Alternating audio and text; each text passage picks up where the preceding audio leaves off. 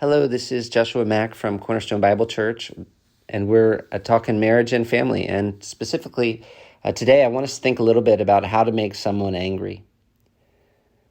Obviously, when people get angry, and especially when they get sinfully angry at us, we tend to think that they're completely to blame. It must be their problem, right? And of course, there's a little bit of truth in that. If we get angry at other people, we do have a responsibility. We can't just look at them and say, you know what? You are the one who made me mad. I had to sin because of what you did. Because if we're Christians, that's just clearly not true. We have the Spirit of God, and we have a responsibility to God to obey Him and to fight against sinful anger, no matter what other people are doing. And yet, at the same time, it would be foolish for us to act as if we couldn't act in such a way that would make it more tempting for other people to become angry. And that's not just sort of obvious from living life. It's also clearly biblical. In Ephesians chapter 6 and verse 4, as we were saying this past Sunday at church, actually, Paul tells fathers that they have a responsibility not to provoke their children to anger.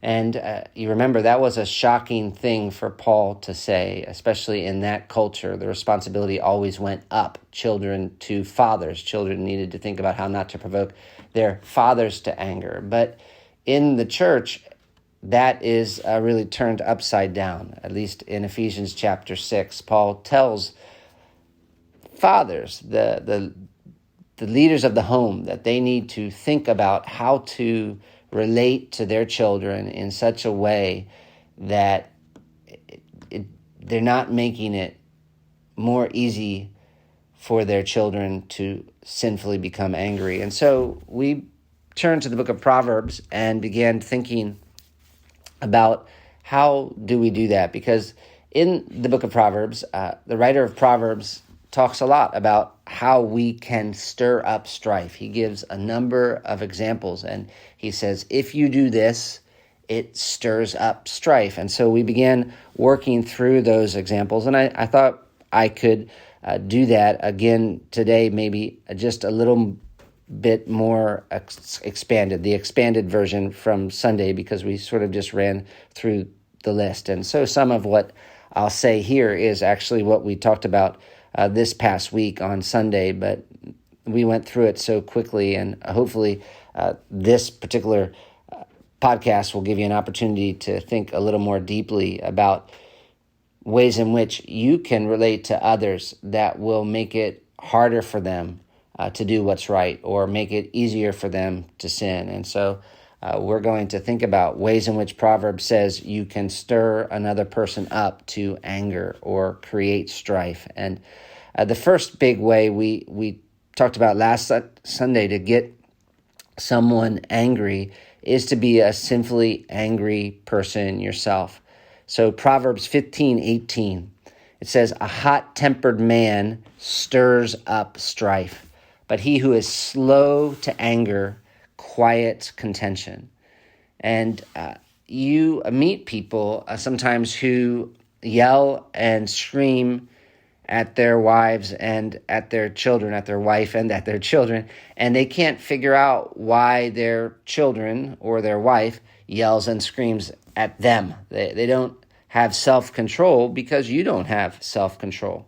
When a child is growing up in a family with an angry father or an angry mother, he learns to become angry himself. He's literally being trained in being ticked off. And that's not just true for children. Proverbs 22:24 and 25 explains that we shouldn't make a friendship with a man given to anger, nor go with a wrathful man, lest you learn his ways and entangle yourself in a snare. We are born imitators, and so one of the ways that God designed us to learn was by spending time with other people, watching other people, and they might not necessarily even be intentionally teaching us, but they are teaching us by the way that they react, by the way that they live their life. And if we spend time with an angry person, we are going to become angry people. We are teaching our children, even if we're not angry at them, honestly, if we're just angry with other people,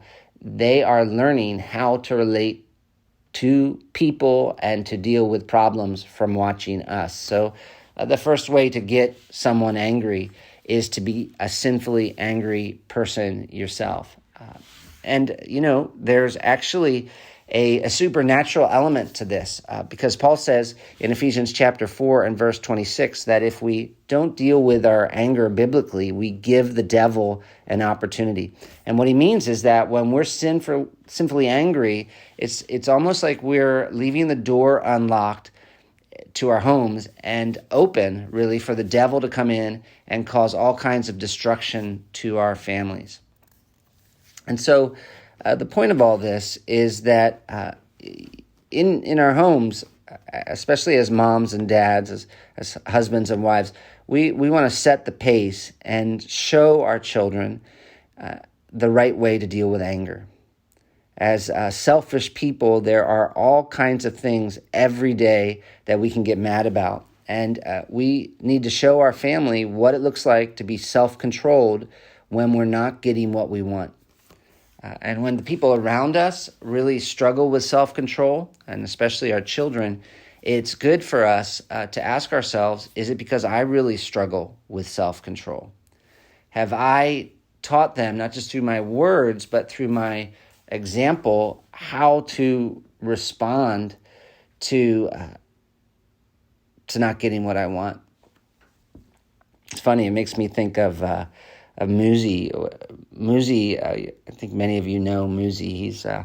Or know of Muzi. He is a really special kid, and he lives in the moment. He's special needs, severely special needs, and lives in the moment. And so when you're happy, generally he's happy. When you're worried, generally he's worried. He really responds to the situation that he finds himself in. And yet sometimes, Muzi's struggles like the rest of us do, and so sometimes he would get upset, and when he started to get upset, would really have a difficult time controlling his emotions, and so he would go into his room at points really pretty angry, and it was just kind of interesting. If I would go into Muzi and he was angry, he would really respond to the way that I related to him. And so I would almost watch him just cool down, calm down as I talked to him in a very relaxed and gentle way. And yet if I didn't do that, of course, Muzi would respond. And it was just so in your face with Muzi. And yet it's the same thing that happens with other children as well. They're watching and they're learning how to deal with life from watching you. And so if you have angry children, is it because you're an angry person? Are they learning that from you? A second way to provoke your children to anger is to speak in harsh or pain-producing ways. So if I wanted to get your attention, I could come up to you and pat you on the shoulder, or I could come up to you and slap you in the face. Either way, I'm going to get your attention, but there are going to be some pretty different reactions. And the same is true with the way you speak. Sometimes the way people speak is like a slap in the face. And really, they shouldn't be surprised when people respond by getting angry. It's kind of funny. It would be like slapping someone in the face, them being like, "Why'd you do that?" And you being like, "Oh, hey, look, you shouldn't be getting angry. You really shouldn't be getting angry here." Of course, they shouldn't be getting angry, but you just slap them in the face. And sometimes the way we talk is like a slap in the face. Solomon puts it very simply. He says, Proverbs 15:1, a harsh word stirs up anger. Now, harsh there could refer to the actual content of your words, where you put people down, or it could even refer to your tone, speaking in a way that is intended to make the other person hurt. So you can slap people in the face with what you say, or you can slap them in the face with how you say it. If you need specific examples of this kind of speech, one would be Proverbs 11:12. It talks about belittling speech. And I think I've said this before, but I like that English word belittle, because this is speech where you're basically saying to someone with the way you talk to them, belittle. This is where a parent talks in such a way to make his child feel like a fool. Do you have a brain? You dummy? Those are, obviously harsh words. Another kind of harsh word that Proverbs talks about are rash words, Proverbs 12:18. And rash words are words that are spoken in the heat of the moment without thinking. They're words you use when you're angry, like a knife in a fight, just to jab somebody. Anger wakes up selfish desires and puts the security guard for our mouth to sleep, and so it's easy for attacking words just to rush out. And when that's something that's happening on a regular basis, it produces children who do the same thing. Now, two quick warnings. The first is, obviously, you're not the only one who can teach your children how to speak angry words. And when you have television on all the time, you have to realize that your children are watching and learning from the television shows that they're seeing. And it may be that you're not saying nasty words at home, but still your children are hearing these nasty words. And you shouldn't be surprised when they start imitating what they see on TV as well. And of course, another place they learn harsh words is at school. And so it would be foolish for you not to help them think a little bit about their words and how certain words are and certain ways of speaking to people are actually inappropriate, and why, especially get to why it's inappropriate. Second warning is just that sometimes when you grow up in a certain place around certain people who have a certain way of speaking, you don't even notice how harsh that way of talking is because you're used to it. So it's kind of like a child who has headphones on and they're listening to loud music and they talk to you, but they're basically shouting and they don't notice it. And sometimes people are like that. They just use harsh words. That's what they have always heard. They don't really notice how rough they're being. And I've seen that thing all the time. It's not uncommon for people to speak in really terribly harsh, rude ways and not even seem to notice. And so, we shouldn't excuse that. And this is part of why it's such a joy to be part of a church. We need to learn that there is a different way of speaking. And certainly we want to make it easier for our children. If we grew up in families that spoke in just really harsh ways, that makes it more difficult for us. And we don't want to pass that on to our children. And so we want to think about a new way of speaking so that they can just learn that. And it will be easier for them to speak in kind, healthy ways to their families as they grow up. A third way to make other people angry is just to be the kind of person who doesn't overlook mistakes. Proverbs 10:12 says, hatred stirs up strife, but love covers over offenses. And you kind of see the contrast there. What does hatred do? Stirs up strife. What's the opposite of that? Covering offenses. And so when you really love somebody, you are willing to overlook times when they hurt you. You don't have to bring up every sin or mistake. But when you don't love somebody, you know what you do. You're constantly pointing out the errors they're making. And you can probably see how that goes in your own life, where someone you really care about says something to you that's a little offensive. You're like, okay, I don't like that, but I love that guy, and I'm just going to ignore it this time. And then someone you don't like so much says the same thing to you, and you freak out. And we would all hope, I would imagine that we would say we love our children, or that we do love our children, I guess. I should say it like that. But we need to be careful that we don't hate them in the way we act, where every time they fail, we have to point it out and shove it in their face. Being a Christian is great for a lot of reasons, and especially having learned some information and gone to church and growing in your relationship with God. That's great for many, many reasons. But one little challenge sometimes is, especially when you've been a Christian a long time, is that it's hard for you to call things what they are, because you don't want to see yourself that way. And it's just so not right. And so sometimes, we're doing things that just legitimately are hate. We're hating people. And yet, of course, we would never say we hate them. We know that's so wrong. So we would say, we love them. This is not that I hate them, but, and then what we do is actually hate. And so it's helpful to call things what they are. That enables us to repent and be like, no, this action, this way of treating someone is hatred. If I'm constantly pointing out errors, constantly pointing out mistakes, constantly remembering things that have been forgiven and bringing them up, that is not love. That is not love. That is actually hatred, and it needs to be repented of.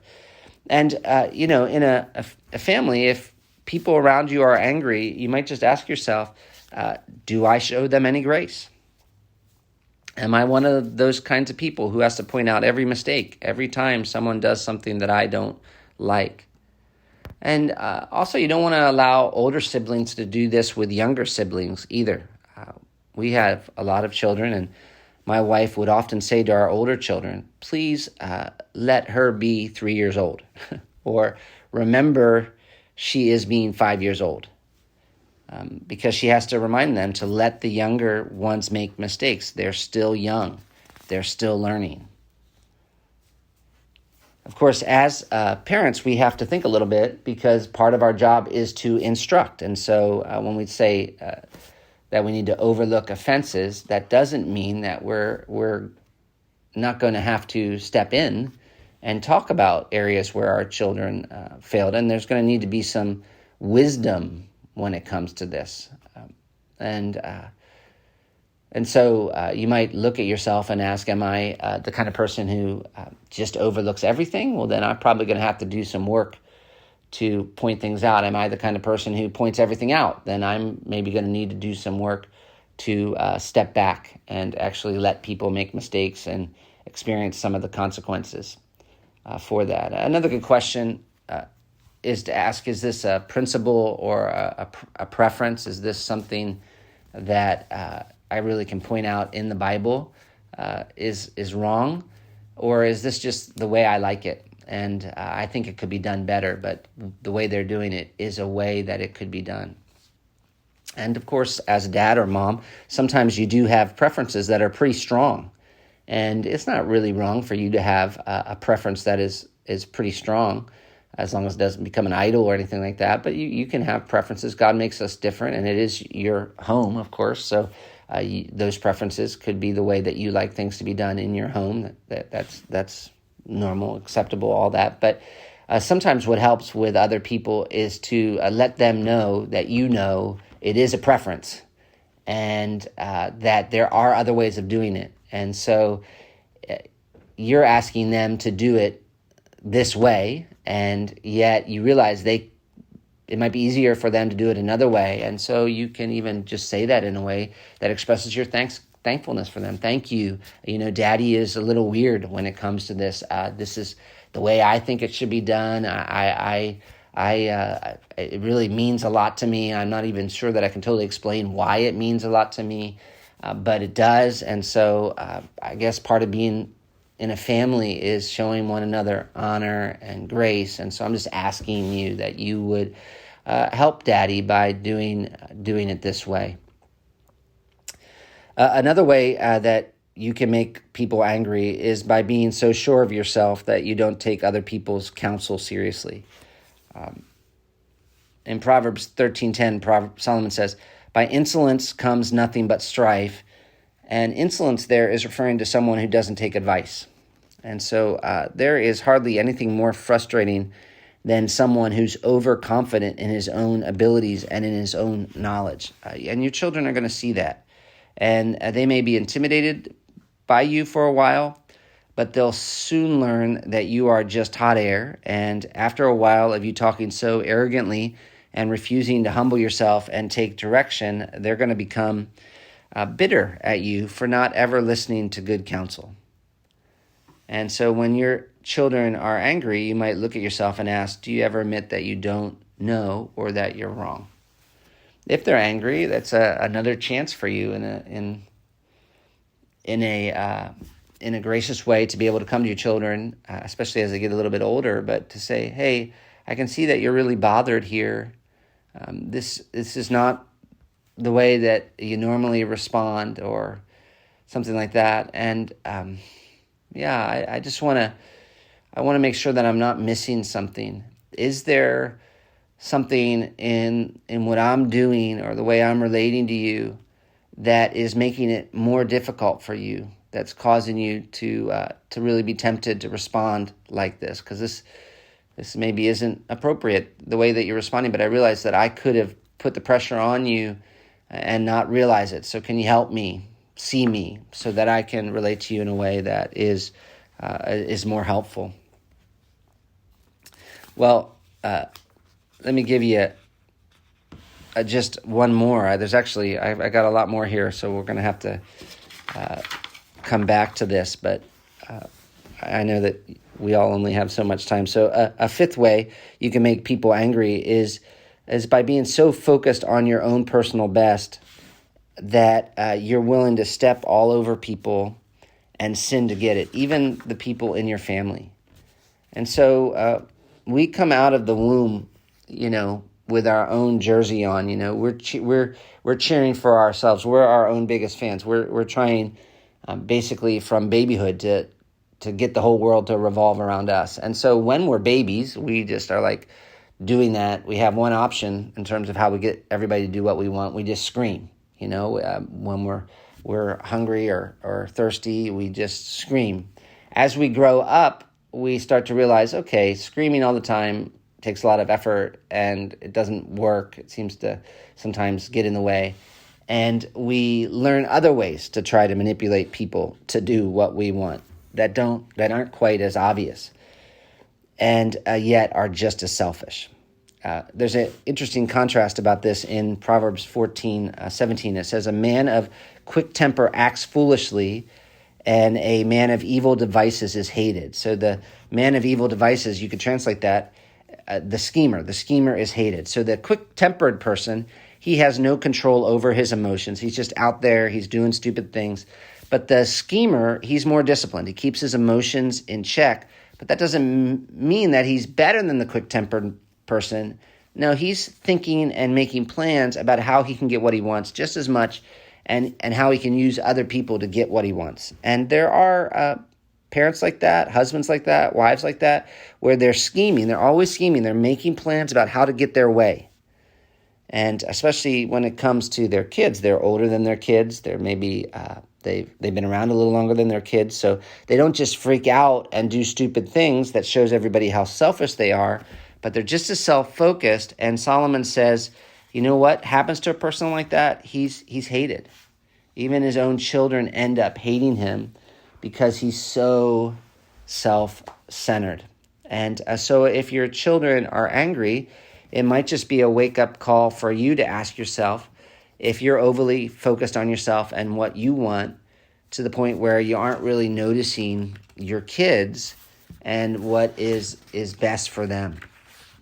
And of course, that's not just true when it comes to your kids, but that can also be true when it comes to your spouse. Paul Tripp tells a story that illustrates just how kind of funky this can get. One day he was at work apparently, and he was thinking about his wife, and he was thinking, how can I love her? And he thought, you know what, there's this special restaurant that we love, and he starts making this whole huge plan to take her out to the special restaurant to just surprise her. And the whole day goes by, and he's doing it up and adding things to his plan and making it more and more elaborate. And he's also imagining how she's going to respond when he gets home and he tells her what he wants to do. And he just knows that she's going to say, Paul, you're the best husband there ever was.